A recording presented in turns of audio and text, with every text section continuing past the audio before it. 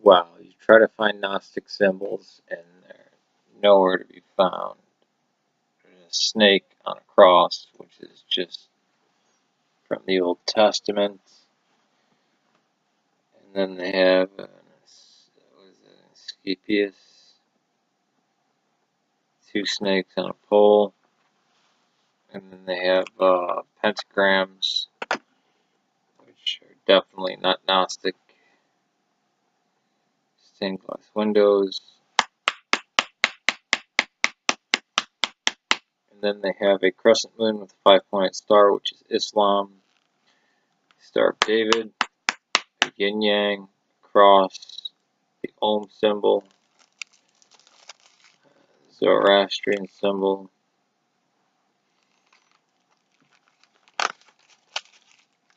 and I have Horus, the Vitruvian Man, Baphomet. Yeah, really, really lame stuff. So, let's get down to it. Gnosticism. Right? Gnosis means knowledge. Sometimes it was used as know-it-all. There are some terms which you probably know, like archon, aeon, demiurge, aletheia, logos.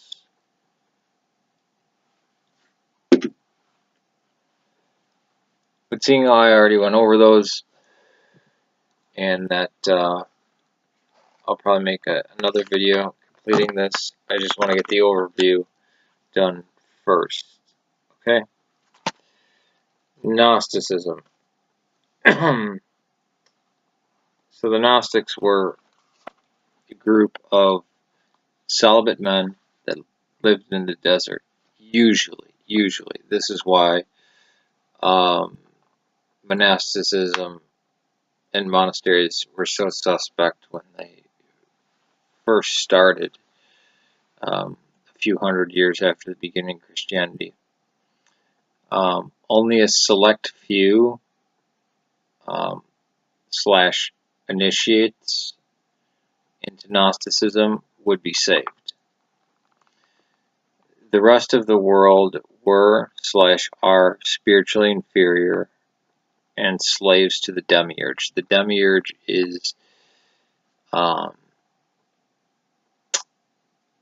either a god that is so stupid or evil that he created the physical universe.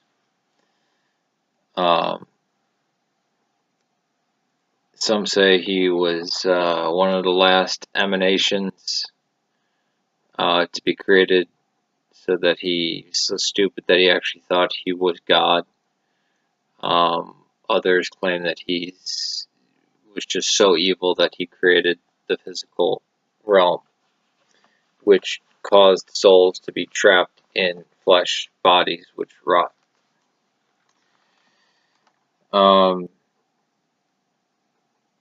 Gnostics hate Judaism, viewing it as a religion crafted by the demiurge.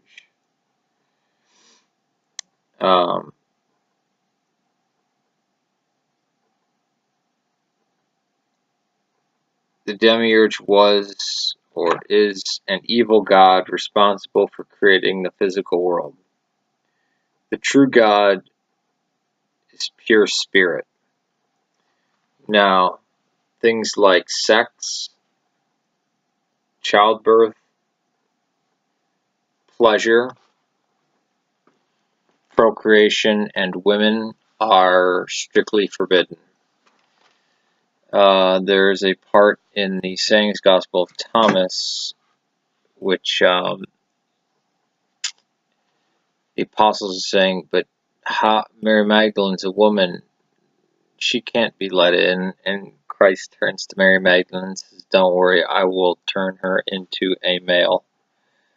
But women while women were extremely prominent in the early church, meaning the early Catholic or proto-Catholic church, the early Orthodox church, the one that you read about in the book of Acts and in the 7 authentic works of Paul, women hold an extremely high position and they're considered equal to men. In fact, it says it straight out that men and women are equal. Paul actually says that. I'm not speaking of the pastorals as of yet.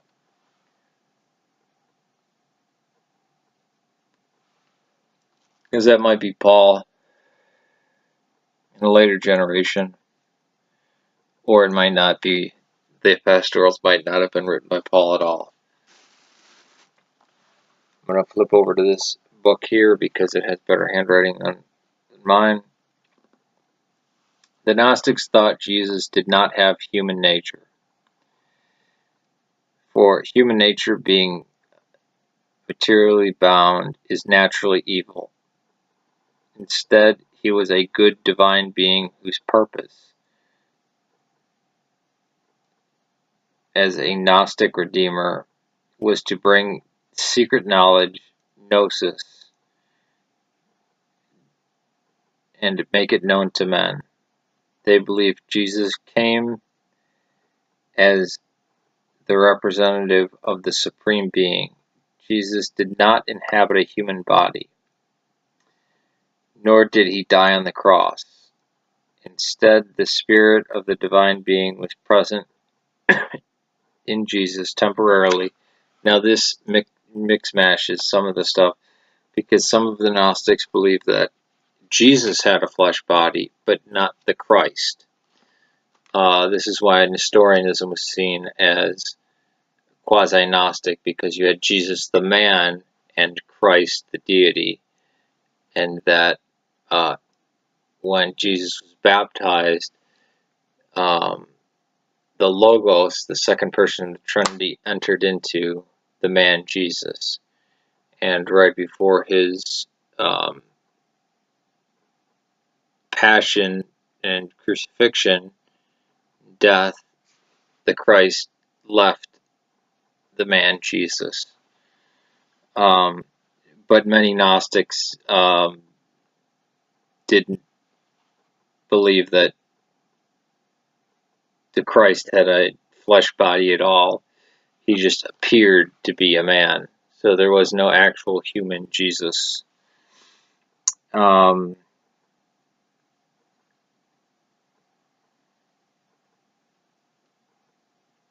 Instead, the spirit of the divine being was present in Jesus temporarily. Jesus' body was only an apparition, and the spirit left his body before he was put to death on Calvary. See, it confuses the two ideas. It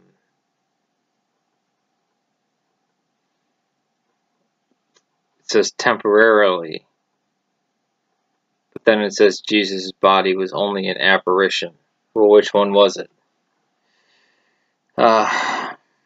Gnosticism's cosmological view: a divine being could never suffer the humiliation of death, let alone death on a cross. A divine being made from pure spirit couldn't suffer at all. It actually couldn't even do evil, because the flesh was evil and the spirit was 100% good. Generally, the Gnostic religion holds to three of the following beliefs. Matter is corruption of spirit, thus the world is corrupt. Man must seek through knowledge and overcome the fallen state and return to God. And 3, God made this possible by sending his Savior, usually held to be Jesus. The principle involved here is finding the light within oneself through a pagan ceremony is the essence of the New Age movement, contemporary times. This is incorrect right here. The church witnessed a staggering range of heresies and schisms in her 2,000-year history.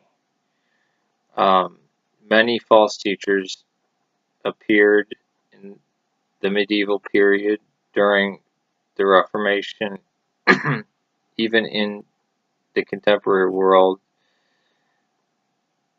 are not new, but rather a reemergence of ancient heresies under fresh guises. They've screwed up a bunch of different ideas of Gnosticism here. But yeah, the big names of Gnosticism were Valentinus, Basilides, and then you had the Ophites and the Scythians. Next, I'll be doing the Marcionites, and they too were Docete. Docete means to appear. Just like many of the Gnostics, Marcion didn't believe Jesus had a flesh body at all. Alright, peace to you.